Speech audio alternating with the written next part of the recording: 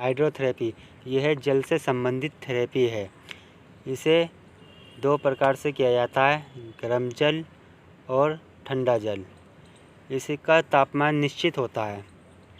गर्म जल में आने वाली विधियां हैं भंवर स्नान, विलीय स्नान, hydrocollator pack, contrast bath and jacuzzi bath.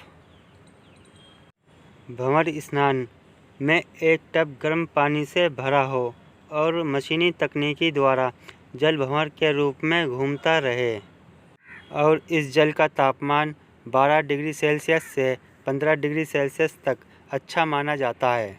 विलीय स्नान, इस विधि में गर्म पानी का प्रयोग किया जाता है जिसमें चोट लगे अंगों में एक्टिवनेस लाने के लिए गर्म पानी में डुबोया जाता है।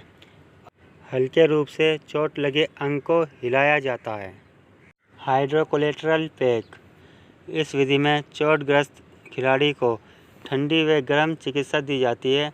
ठंडी चिकित्सा के लिए एक पैक जो कि मुलायम सिंथेटिक पदार्थ का बना होता है जिसे शरीर के किसी भी अंग को कोई नुकसान नहीं पहुंचता, तथा गर्म चिकित्सा के लिए गर्म जल या साइटोक्रोम क्रिस्टल जिसका तापमान 40 डिग्री से 48 डिग्री का होता है। कंट्रास्ट बाथ, इस विधि में गर्म व ठंडे जल का प्रयोग किया जाता है। दोनों ही प्रकार के जल को अलग अलग बर्तन में डाला जाता है और चोट लगे अंग को इसमें डुबोया जाता है। इस विधि में पहला ठंडे जल का प्रयोग किया जाता है। इस चिकित्सा का समय 15 से 30 मिनट होता है। जाकुजिया बाथ, इस विधि में चोटग्रस्त अंग को जल से भरे हुए टब में डुबोया जाता है। उस टब में लगे हुए जेट मसाजर पानी के अंदर सुई के नोक जैसे पानी की धार को तेजी से शारीरिक अंग पर प्रहार करते हैं। यह एक प्रकार का मसाज जल के अंदर किया जाता है। ठंडे जल से संबंधित विधियां निम्नलिखित हैं, जैसे ice massage, ice packers, cold towel, cryokinetic, cryogel, chemicals pack, cryo chamber, विलीय स्नान, cold immersion, cold compression, cold spray, cryostretch, ice bath, cryosauna, भंवर स्नान एंड हाइड्रोकोलेट्रल पैक आदि सभी थेरेपीज़ ठंडे जल से की जाती हैं। अब बात करते हैं वैक्स थेरेपी की। यह मोम से संबंधित विधि है। इस विधि का उपयोग जोड़ों के चोटों के लिए किया जाता है, विशेषकर हाथ व पैर के छोटे जोड़ तथा घुटने के जोड़ के लिए किया जाता है। इसके अलावा हड्डी के टूटे हुए अंग पर चिकित्सीय प्लास्टर खुलने के पश्चात इस विधि का प्रयोग किया जाता है। यह 3 प्रकार की होती है, पैराफिन स्नान, पैराफिन पेंटिंग और पैराफिन डिप।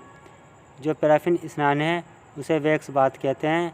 ये चोटग्रस्त जोड़ के भाग पर बैंडेज या पट्टी बांधकर उसके ऊपर बूंद बूंद करके मिश्रण को टपकाया जाता है। पैराफिन पेंटिंग की बात करते हैं। इस विधि में पेंटिंग बुश को मिश्रण में डुबोया जाता है, फिर चोटग्रस्त जोड़ों पर इसकी पेंटिंग सब की जाती है। अब बात करते हैं पैराफिन डिप की। इस विधि में चोटग्रस्त जोड़ को पैराफिन मिश्रण में डुबोया जाता है। फिलहाल वैक्स थेरेपी के यही 3 तरीके हैं। अब बात करते हैं इलेक्ट्रोथेरेपी की। यह विद्युत की मदद से दी जाने वाली चिकित्सा है। इसके द्वारा शरीर के उपचार वाले अंगों में ईर्ष्या उत्पन्न की जाती है, मतलब गर्माहट उत्पन्न की जाती है। तीक्ष्ण तथा पुरानी चोटों में इसका प्रयोग किया जाता है। इसके माध्यम से मांसपेशियों की गहराइयाँ तक प्रभाव डाला जाता है। इलेक्ट्रोथेरेपी का प्रयोग करते समय ध्यान देने योग्य बातें ये हैं। चोट का प्रकार, ये प्रकार गलत लिखा गया है, प्रकार है। चोट की प्रकृति और चोट लगने की शरीर में जगह, शरीर अंग आदि। इलेक्ट्रोथेरेपी के दोष, अगर चिकित्सक या ऑपरेटर ट्रेंड नहीं है तो निम्न दोष हो सकते हैं, जैसे जल जाना, इलेक्ट्रिक करंट लग जाना, सिर दर्द आदि। घायल में चोटों के उपचार के लिए इलेक्ट्रोथेरेपी के विभिन्न विधियों को अपनाया जाता है, जैसे डायाथर्मी, डायापल्स थेरेपी, पैराध्वनि थेरेपी, इंफ्रारेड तरंग थेरेपी, पैराबैंगनी किरणें और विद्युतीय मांसपेशीय उत्तेजना आदि। Steam therapy. इस चिकित्सीय विधि में भाप का प्रयोग किया जाता है। भाप के द्वारा शरीर में ऊष्मा पहुंचाई जाती है। आप ये फ़ोटो भी देख सकते हैं, इसके अंदर किस तरीके से ये लड़की भाप ले रही है।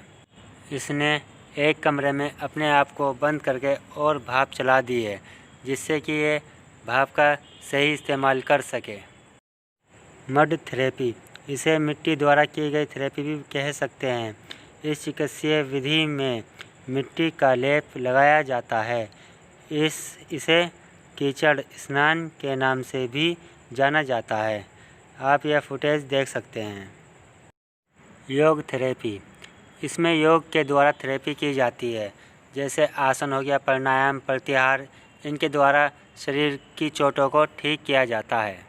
अब बात करते हैं एक्सरसाइज थेरेपी की। चोट लगने के उपरांत एक्सरसाइज थेरेपी का प्रयोग खेल चिकित्सीय शास्त्र के आधार पर अधिकाधिक किया जाता है। इन अभ्यासों को शारीरिक अंगों के आधार पर 4 प्रकार में वर्गीकृत किया गया है। यहाँ भी ये गलत हो गया, पत्रकार लिखा गया, चलो कोई नहीं। जैसे core stability, postural correction, joint stabilisation और रेजिस्टेंस बैंड आदि। Aroma therapy.